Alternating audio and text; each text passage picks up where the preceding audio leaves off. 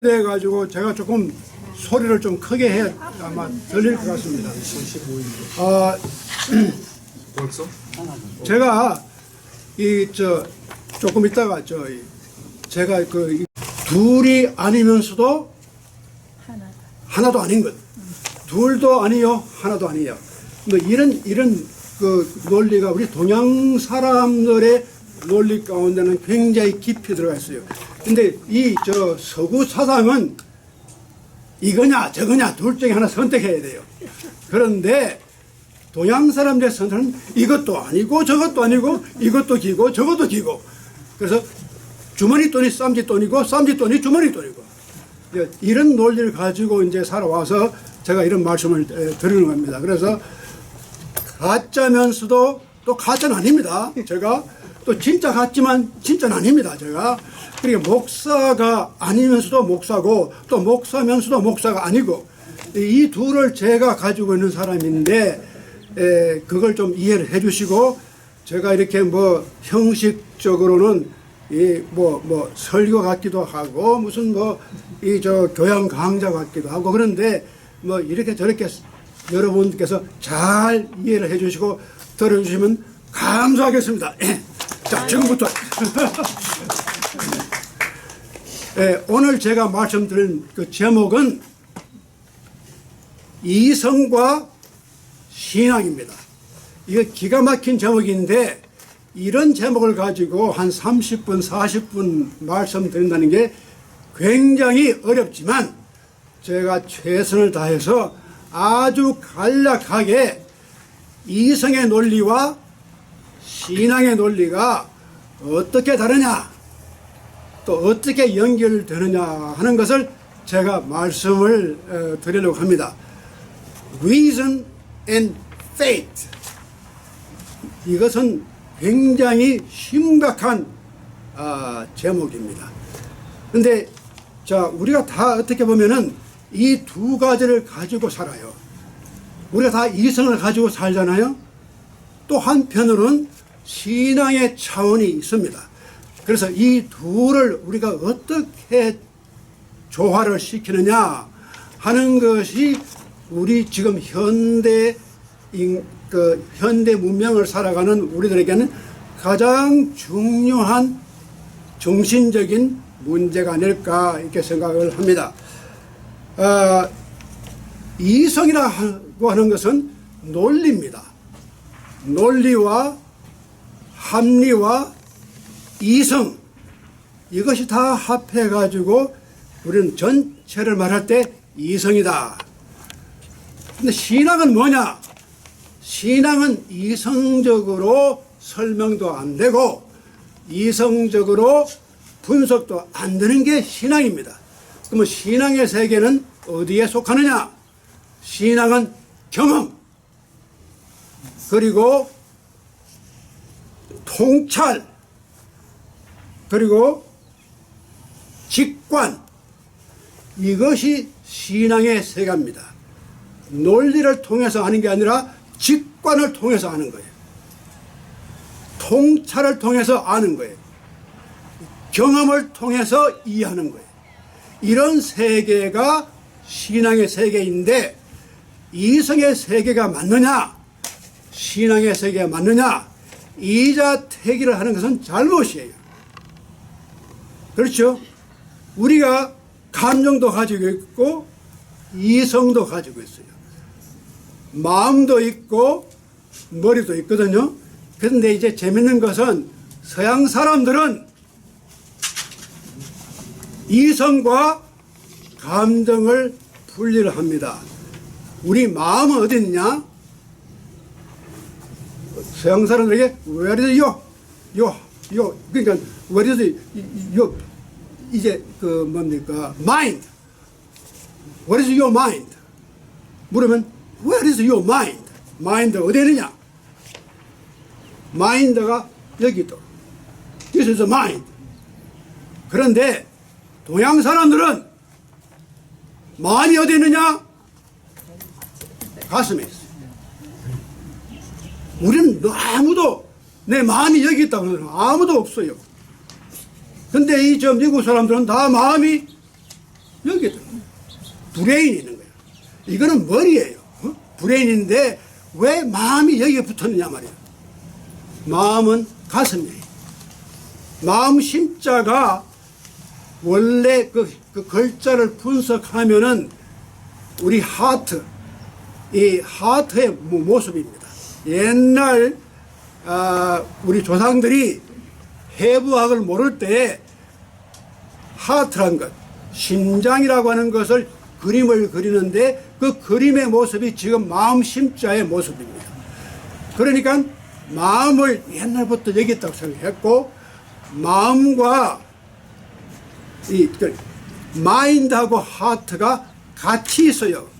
근데 이 영어에서는 마인드하고 하트가 이분법으로 분리되어 있어요. 이 자체가 굉장히 벌써 서구적인 사고방식과 동양적인 사고방식의 차이입니다.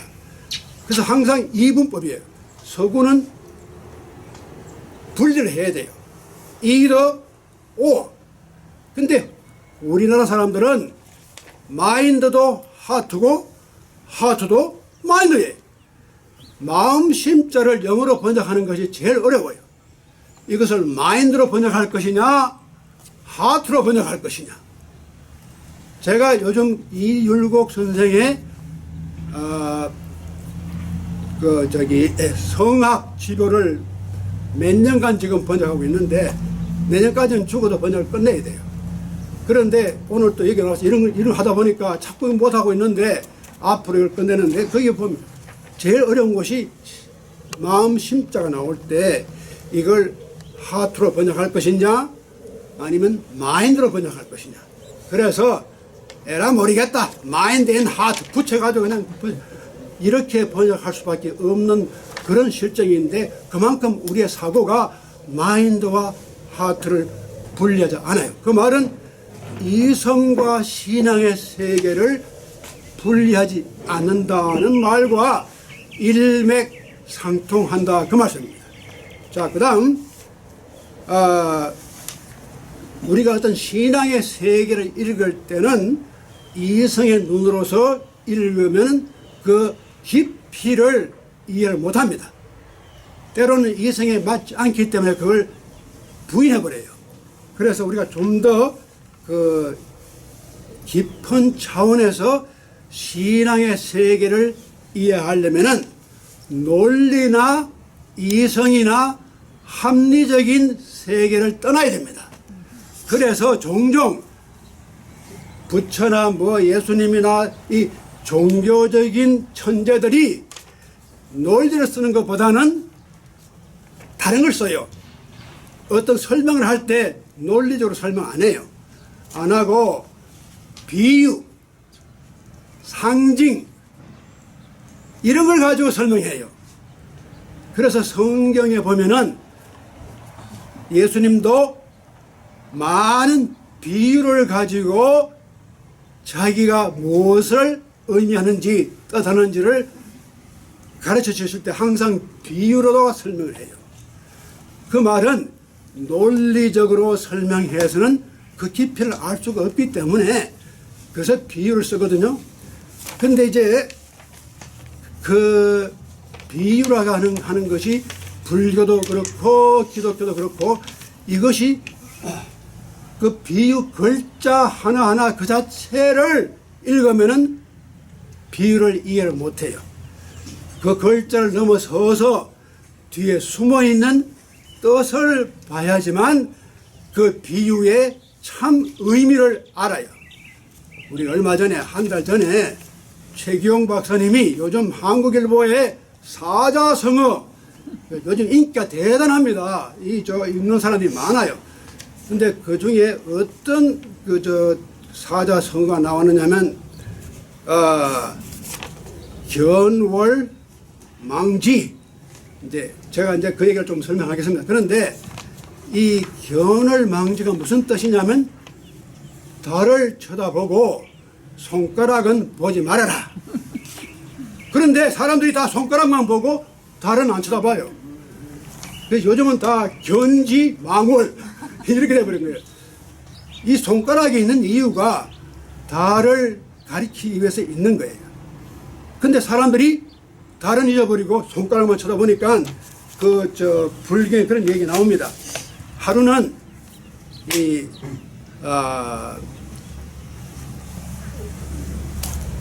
스승이, 그러니까 스님이 들어오셔가지고 이렇게 손가락을 내미는데 손가락이 없어졌어. 어떻게 했습니까? 손가락이 왜 끊어졌습니까? 야야, 너희들이 달은 안 보고 내 손가락만 보기 때문에 손을 내가 끊어버렸다. 그런 과격한 말을 했는데 그 이유가 우리가 다 그래요. 달을 보지를 못하고 자꾸 글자를 봐요.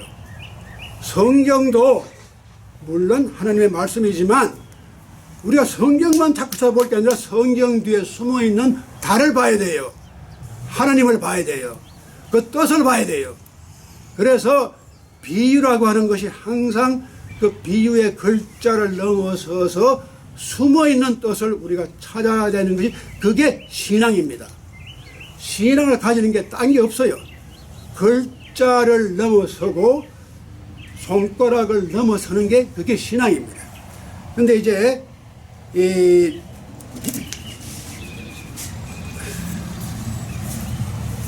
우리 작년에 바로 이 자리에서 또 제가 최경 박사님, 교수님 말씀을 또 해야겠는데, 그때 특강을 뭘 했냐면 한국의 금속 활자. 근데 그 금속 활자가 고려, 참 이게 놀라운 일입니다. 고려 때 1377년에 그 금속 활자를 이용해 가지고 인쇄가 돼 나왔어요. 그 책이 직지란 책인데, 직은 뭐냐? 발을 직자, 지자는 손가락 지자입니다. 바로 가르치는 거예요. 아까 지금 내가 말한 그 얘기죠. 그게 원래 그 책 이름은 직지 심체 요결이라는 책인데, 이것이 충청북도 흥덕사에서 1377년에 그 원본이 나왔는데, 불행하게도 우리가 사본은 가지고 있고 원본이 불란서로 갔어요.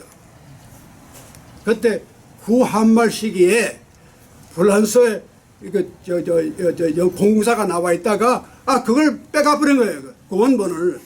그래서 최근에 그게 발견이 돼서 다시 이제 어떤 여자분이 가면 역사학자가 파리에서 그걸 찾아낸 거예요. 그것이 우리 인류 역사에서 금속 활자로 출판된 첫 책이 바로 직지란 책입니다. 구텐버그가 금속 활자를 발명해가지고 낸 게 1454년이에요. 그러니까 70년, 그건 100년이 우리 한국이 앞선 거예요. 놀라운 일이죠. 세계에서 최초로 금속 활자로 출판한 것이 우리 한국입니다. 고려 때 1377년 흥덕사의 직지인데, 그 직지의 내용이 바로 그겁니다. 가르치는데 손가락으로 가르친다. 이 손가락을 가르치는데 그 가르치는 방향을 잘 보면 달이 있거든요. 자, 그러니까 비유가 바로 그런 겁니다. 비유가 글자대로만 이해하지 말고, 어제 우리 김홍수 박사님 말씀하셨더니 문해를 해야 돼요. 그 뜻을 읽을 줄 알아야 되거든요. 글자를 읽지 말고 뜻을 읽어야 돼요. 그게 바로 직지예요. 마음속에 인간의 휴먼 네이처 가운데 부다 네이처, 불교의 불성이 있다는 거예요. 이걸 못 보고 있거든요. 그래서 그걸 바로 보여주는 것, 이게 직지란 말이에요. 자, 그런데 제가 오늘 예수님께서 하신 비유를 하나 예를 들어서 설명을 해드리겠습니다. 누가복음 15장, 마태복음 18장에 보면은 여러분이 이미 다 잘 알고 계시는 이런 양의 비유가 나와요. 목자가 100마리의 양을 몰고 가는데 이 한 마리가 사라졌어. 그 99마리를 남겨두고 이 목자가 이런 양 한 마리를 찾으러 간 거예요. 찾으러 가서 그 양을 찾아가지고 기쁘게 자기 어깨에다가 뭐 메고 와서 잔치를, 이제 그런 이야기가 나오는데 이게 무슨 얘기냐? 우리가 이성적으로 생각하면 이런 바보 같은 목자가 어디 있느냐 말이죠. 양 100마리인데 99마리가 더 중요하지. 한 마리 좀 어려머러하면 저 같은 사람과 제가 길을 잘 잊어버리잖아요. 다 가는데 못 따라가고 어떻게 빠져나가가지고 저 같은 사람이 저는 항상 그래요. 우리 가족끼리 여행 가도 제가 제일 늦게 어디 잘못 빠져가지고 엉뚱한 데 헤매거든요. 그런데 그러니까 제가 충분히 이해해요. 그 양을. 근데 이 양도 아마 제가 제일 좀 허리멍텅한 양이었단 말이에요. 잘못 빠져나가서 길을 잃어버렸거든요. 자, 그러면 야야야, 이 지금 사막에 뭐가 나올지 모르는데 99마리 양을 두고 어떻게 그걸 찾으러 가? 그냥 가. 잊어버릴 건 잊어버리고 99을 위해서 내가 간다. 이 충분히 정당화될 수 있는 이야기입니다. 또 이성적으로는 그렇게 해야 돼요. 그런데 이 비유는 그 반대거든요. 이게 말이 안 되는 거예요. 이게 수학적으로, 합리적으로, 이성적으로, 경제적으로 이건 아무리 생각해도 이거는 잘못된 판단이에요. 그렇잖아요? 지금 현대 생활에서 누가 이런 판단을, 자기가 어떤 회사의 경영주라든가 어떤 학교의 총장이라든가 어떤 지도자에 비추는 사람이 이런 짓 했다가는 파면, 그렇잖아요? 99마리 똑똑한 놈들을 버려두고 만약에 그게 누가 다른 사람이 그걸 지켜준다거나 뭐 보호해준다거나 그런 아무런 개런티가 없어요. 리스크입니다. 완전히 이건 100% 리스크를 제가 택한 거예요. 목자가. 그리고 이런 장을, 그렇다면은 우리가 이성적으로, 합리적으로, 논리적으로 생각할 때는 이건 다 틀린 거예요, 이게. 그런데 왜 예수님이 바보가 아닌 이상 이런 비유를 가지고 무엇을 설명하려고 했을까? 우리가 이걸 봐야 돼요. 이게 바로 직지, 이게 바로 손가락으로, 이 비유는 손가락이에요. 이 손가락이 어디를 가르치고 있느냐, 이걸 봐야 돼요. 근데 우리가 이걸 안 보고 여기 나와 있는 비유만, 글자만 보면은 이게 말이 안 되는 얘기란 말이죠. 자, 그런데 우리가 좀 더 신앙적인 차원, 종교적인 차원에서 이것을 읽어보면은 깊이가 있는 심오한 교훈이 여기에 있습니다. 99하고 1하고 이게 100인데 99대 1입니다. 그렇다면은 우리가 왜 1을 택했을까? 참 그 의문이 가죠. 저도 이 의문을 많이 가져왔어요. 뭐 목사님도 설교도 하고 뭐 하지만 그거 이성적으로 이해가 안 돼요. 그리고 틀림없이 여기 성경에 보면은 이 99마리가 아주 똑똑해요. 그 한 마리 머저리 같은 놈이 빠진 거라. 나 같은 사람이 항상 길 잃어버리고. 그건 잊어버려. 그래야지 마땅한데 왜 목자가 99마리의 그 위험을 무릅쓰고 한 마리를 찾으러 갔을까? 이성적으로는 도저히 대답이 안 나오는데, 최근에 제가 이 불교를 좀 공부를 하면서 조금씩 거기에 대한 대답을 얻기 시작했어요. 결론적으로 말씀드리면 99이 아니고 하나가 아닙니다. 하나가 99이고 99이 하나예요. 역설입니다. 수학적으로는 설명이 안 돼요. 하나를 찾으면은 내가 99을 찾아요. 하나를 잃어버리면 내가 99을 다 잃어버려요. 이것이 요즘에 굉장히 어떻게 보면 상당히 위험한 투자입니다. 그렇죠? 그런데 이런 투자를 한 사람이 성공을 해요. 기가 막힌 성공을 하잖아요. 정상적인 사고를 가지고 투자를 한 사람들은 하나밖에 못 벌어요. 그런데 이런 비상한 생각으로 투자를 하면은 99을 다 가져요. 99을 버린 것 같이 생각하지만 그게 버린 게 아니고 하나를 찾음으로 99이 살아나요. 이런 논리가 성경에는 없는데 예수님이 이런 말씀을 하신 것은 역시 상당히 어떤 신비적인 직감이나 통찰이나 경험에 의해서 이런 말씀을 하신 게 아닐까. 그런데 자, 그 다음 단계는 제가 그럼 어떻게 제가 99이 하나냐. 이게 아직도 말이 안 되잖아요. 근데 자, 지금 예를 한번 들어보죠. 우리가 지난 2년, 3년 동안에 이 코비드-19 팬데믹이 지구를 다 휩쓸었어요. 휩쓸었는데 이 팬데믹을 지난 다음에 제가 느낀 것이 뭐냐면 바로 이 비유예요.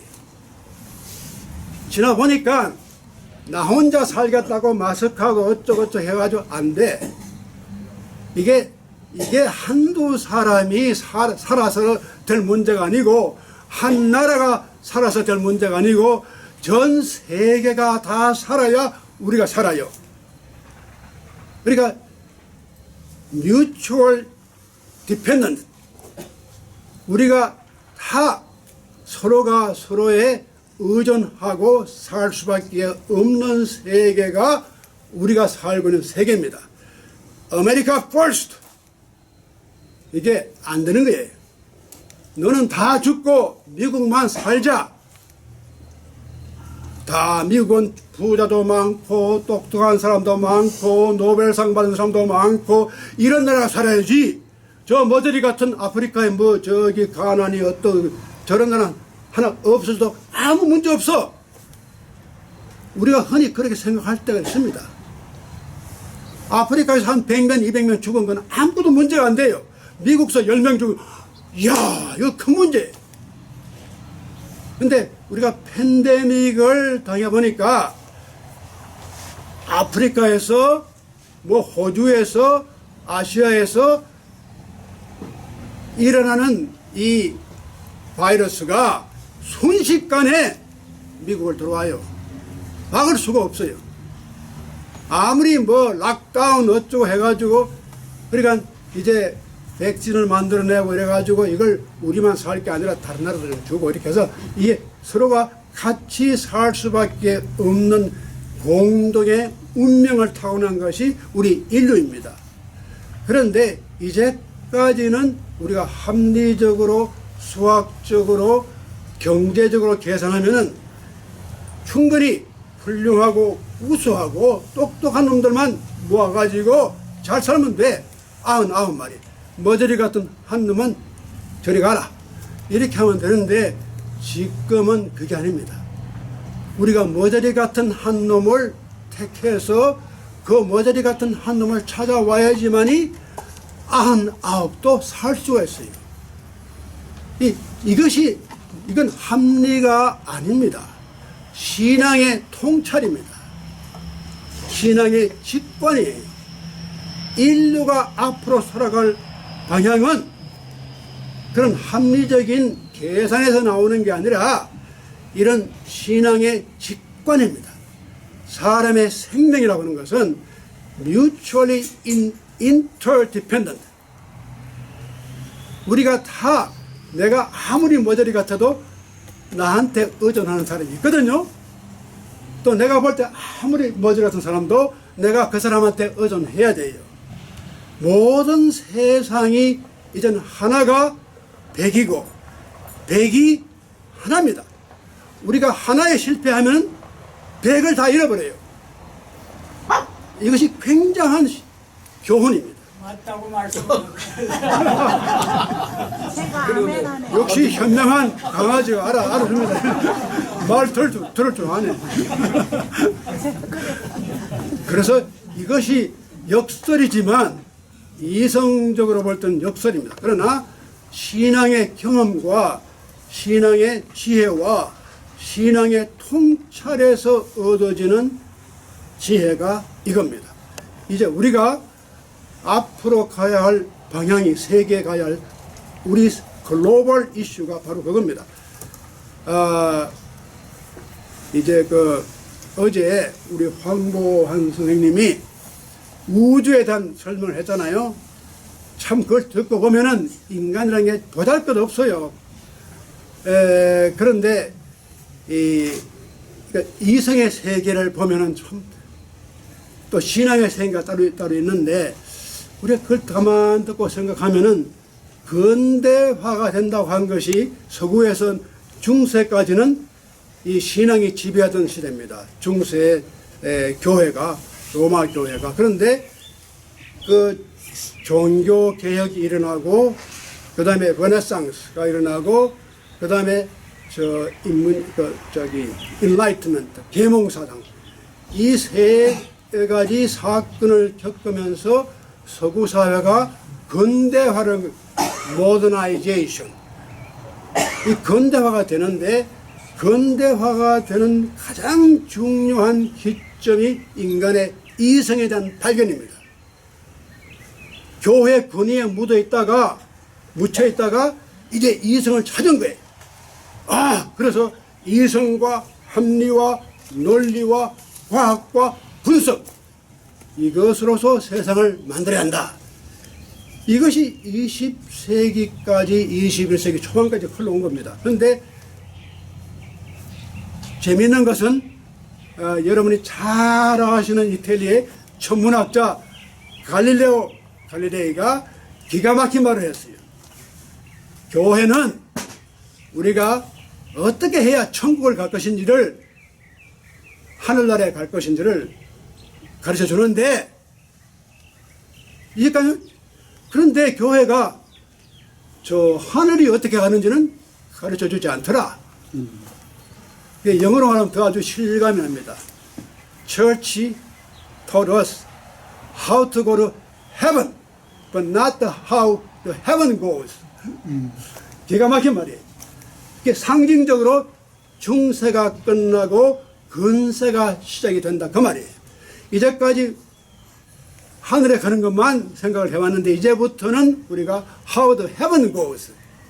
어제 황보 박사님 말씀을 이제 우리가 잘 들었는데, 바로 그런 뜻이, 이제부터는 우주라든가 하늘이 어떻게 돌아가는지, 뭐 해와 행성과 뭐 이런 지구가 어떻게 돌아가는지, how the heaven goes. 이 갈릴레오가 기가 막힌 사람이에요. 우리가 이제부터는 하늘에 갈 것만 생각하지 말고 하늘이 어떻게 돌아가는지를 보자 말이죠. 근데 이게 바로 근대화로 접어들었는데, 이제 근대화를 넘어서는 이제 21세기에 들어서서는 다시 한번 이 근대화가 이 세상의 마지막이 아니다. 이걸 또 우리가 넘어서야 돼요. 그래서 포스트 마든, 이젠 마든을 넘어서는 포스트 마든 멘탈리티가 필요한데, 이게 바로 이런 생각입니다. 과학과 이성과 분석과 논리가 지배하던 시대가 이제는, 물론 그걸 버리는 게 아니라 그걸 넘어서서 이런 신비한 신앙의 세계, 여기에서 나오는 논리는 과학과 이성이 주는 논리가 아닙니다. 경험과 그 다음에 직관과 그 통찰에서 얻어지는 논리입니다. 이게 논리라는 말 쓰기가 힘들어요. 이게 왜냐하면 논리는 항상 합리적이어야 되는데, 이거는 그런 합리성이 없기 때문에 제가 신앙의 논리, 신앙으로만이 이해될 수 있는 논리가 바로 이런 논리입니다. 그러니까 우리가 잃어버린 한 마리의 양을 구하는 것이 그 한 마리만 구하는 게 아니라 바로 이것이 전체를 구하는 거예요. 그러니까 이러한 것을 예수님이 미리 보신 거예요. 또 이런 것을 불교에서도 본 거예요. 불교에서는 어떻게 봤느냐 하면, 불교의 교리 가운데 우리말로는 그걸 가지고 연기설 그러는데 다 잘 몰라요. 연기가 뭔지. 그런데 이게 원래 그 인도의 산스크리트 말은 파라티티야 삼무파다. 무슨 뜻이냐면 모든 만물이 생길 때 독자적으로 혼자서 생긴 건 하나도 없어요. 다 의존해서 나온 거예요. 여러분, 여러분 이 세상에 태어날 때 하늘에서 뚝 떨어진 겁니까? 아닙니다. 우리 어머니 자궁에서 내가 있다가 뭐 이렇게 해가지고 그 우리 어머니 자궁에 내가 생길 때 우리 아버지의 힘도 있었고 그 위에 우리 조상이 있었고 나 하나가 이 세상에 존재하기 위해서 얼마나 많은 존재가 나한테 기여를 했을까. 나 혼자가 절대로 나 혼자가 아닙니다. 서구의 개인주의는 항상 인간을 개인으로 봐요. individual. 근데 그 individual은 말 자체가 굉장히 재밌습니다. 서구적인 생각은 자꾸 갈라요. 분석해서 다 해체를 시키는데 국가가 있으면 국가를 갈라가지고 이제 뭐 스테이트, 뭐 스테이트를 또 가르면은 타운, 뭐 어쩌고저쩌고 해가지고 그 다음에 패밀리, 그 다음에 다 가르면 패밀리까지 가르면 그 다음에 개인. 그렇죠? 그래서 개인주의인데 개인에 와서는 더 가를 수 없잖아요. 다 가르고 이 지구상의 모든 인류를 다 가려서 마지막에 나오는 게 나예요. 근데 이걸 가르려고 생각하니까 갈라버리면 내가 죽어버려요. 가를 수 없잖아요. 그래서 indivisible. 우리가 한 개체에 와서는 디바이드를 못해요. 그래서 individual 이런 말이 거기서 나온 거예요. 그러니까 에디말라 그게 individual은 에디말라지가 indivisible. You cannot divide. 그게 바로 내 개인이에요. individual. 그래서 이 individualism이 굉장히 서구에서는 발달했거든요. 근데 다시금 우리가 individualism을 극복해서 이제는 전체라고 하는 것. 그렇다고 저는 절대로 공산주의나 뭐 전체주의는 그건 절대로 아닙니다. 아닌데 우리 인류가 공통의 운명을 collective destiny 이것이 우리의 그 인간이 가야 할 목적이 나 개인의 혼자 잘 살고 잘 먹고 성공하는 것이 아니라 이것이 인간의 공통적인 운명이 있어요. 이게 collective destiny예요. 이게 global destiny예요. 우리가 그걸 잊지 말아야 돼요. 그렇게 하기 위해서는 잃어버린 양 한 마리를 찾아가는 마음이 있어야 돼요. 절대로 무시할 수 없어요. 아멘. 아까 배웠어요. 그래서 내 자신도 때로는 그런 경험을 했으니까 나도 잃어버렸던 양이에요. 우리가 그런 생각을 한번 해보세요. 내가 언젠간 나도 잃어버렸던 양이었다.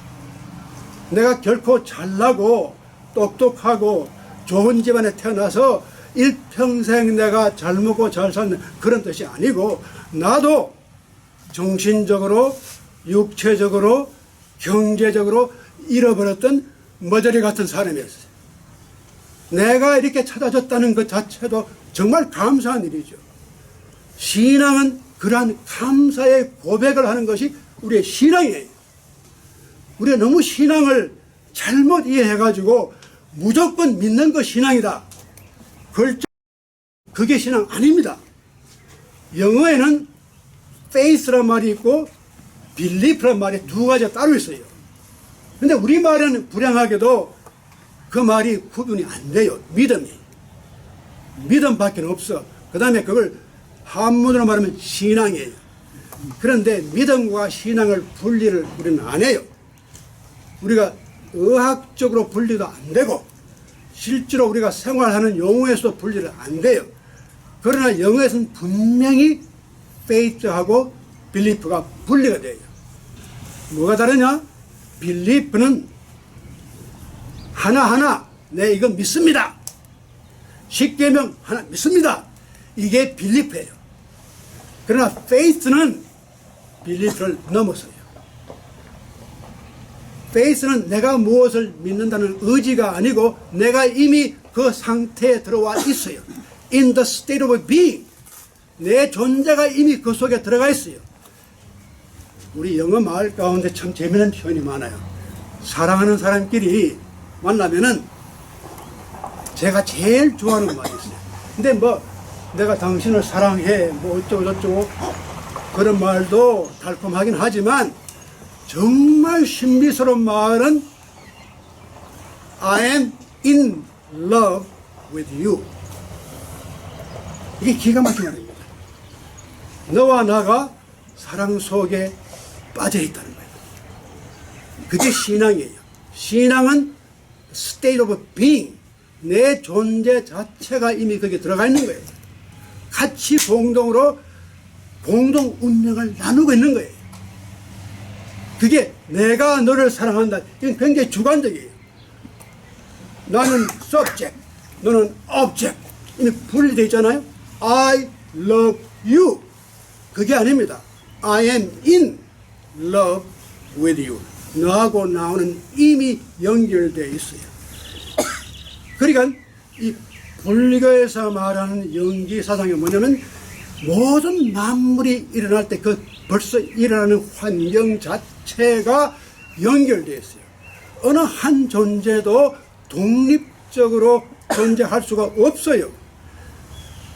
우리 성경은 하나님이 우리 머리칼 하나도 하나님의 뜻이 없이는 떨어질 리가 없다. 그 말이 무슨 말이냐 하면 글자 그대로 하면 그 말이 안 돼. 그러나 모든 만물이 다 어떤 섭리 가운데서 연결되어서 움직여진다는 거예요. 우주의 힘이 흘러가면서 참새 한 마리가 떨어지는 것도 역시 그대로 우연이 아니고 우주 만물 속에서 흘러가는 법칙에 의해서 이루어지는 거거든요. 그러니까 이것이 불교에서 말하는 파라티티아 삼무파다. 연결이 다 묶여져서 기 생긴다. 그래서 영어로 말하면 영어로 번역할 때 co-independent arising, 모든 것이 일어날 때는 한 개체가 일어나는 게 아니라 다 묶여져서 하나가 일어나요. 우리 존재가 제가 말씀드렸듯이 내 존재가 김성년 스승이 존재하는데 이 한 분이 존재하기 위해서 얼마나 많은 존재가 기여했는지 생각해 보세요. 마찬가지죠. 그러니까 이 만물까지 하나가 빠져도 안 돼요. 요즘은 자동차가 뭐 옵션이 많아서 괜찮지만 옛날에는 자동차 부품 가운데 하나만 빠져도 자동차가 굴러가지 않아요. 근데 우리가 다 아무리 보잘것없는 부품이지만 그것이 전체를 움직이는 하나예요. 이러한 생각을 이게 바로 천국의 논리입니다. 이 세상의 논리는 99를 택하고 하나 버리는 게 우리가 살고 있는 이 세상의 논리고, 하나님의 나라, 천국의 나라, 천국의 논리는 반대. 하나를 살려야지 전체가 산다. 이것이 바로 우리가 신앙 혹은 종교 이런 경험에서 우러나오는 지혜입니다. 그래서 제가 근데 이게 앞으로 더 중요한 것은 단순히 인간뿐만 아니라 자연과 우주도 마찬가지예요. 이제까지는 자연과 우주는 인간이 지배하니까 별로 문제가 없어. 우리 인간만 잘 살면 돼. 그게 아닙니다. 이제는 자연과 우주 속에 우리가 들어가 있어요. 그렇기 때문에 인간과 우주와 자연, 하늘과 땅과 인간이 같이 존재할 수밖에 없는 것이 우리의 컬렉티브 데스티니. 이게 공동의 운명이야. 여러분, 우리 한국에서는 천지인 그러잖아요. 그래서 우리가 상징적으로 우리 한글도 보면은 한글 제작을 보면 바로 천지인이 다 들어가 있습니다. 그걸 제가 따로 이제 긴 말씀을 드리지만 간단히 요약하면은 한글 제작의 원칙이 단순한 글자가 어떤 어문학적인 글자가 아니라 이것이 코스몰로지, 어떤 우주적인 원칙이 들어가 있습니다. 그래서 하늘, 인간, 땅, 하늘은 둥글고 인간은 서 있고 땅은 평평하고 이 세 가지가 글자 가운데 들어가 있어요. 이러한 것을 보면은 우리는 옛날부터 인간은 독자적으로 자연과 우주와 분리돼서 생각한 것이 아니라 자연과 우주와 인간이 다 합해져서 돌아가는 것, 이것이 이 공동체의 운명이요, 인간과 신과 우주가, 이게 이제 제 선생님한테 배운 게 이제 영어로 보면 코스모스, 우주, 데오스, 신, 안트로포스, 인간, 코스모 대 안드릭, 그런 말을 파니카가 만들어냈어요. 유니버스, 코스모스가 있고 데오스, 신이 있고 안트로포스, 이 세 가지가 연결되는 그러한 비전을 가지고 사는 것이 앞으로 우리 장래가, 우리 인류가 걸어가야 할 목표다. 제가 여기까지 말씀드리고 제가 재미없는 말씀을 여기서 그만두겠습니다. 감사합니다.